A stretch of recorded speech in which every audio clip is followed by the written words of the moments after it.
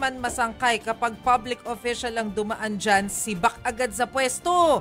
Bawal nga, ang kapal nyo, sabi ni Eman. Si Daniel Once naman, sabi niya, ang dapat na parusa, kulong agad.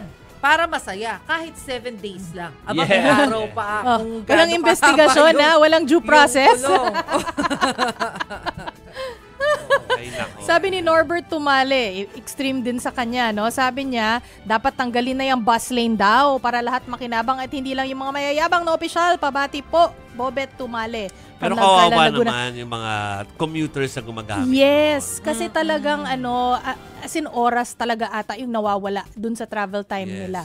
Oo. Eto nga si Ralph Domingo, sabi niya, multa muna sa mga public official. Then, community service on the second offense. Uy, maganda yun. Maganda yan, Ralph, kasi gusto ko makita na sila yung nagpipintura ng dilaw at itim.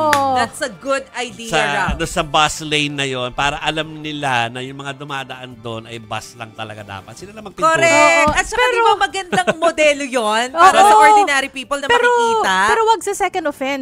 On first offense agad. Oo.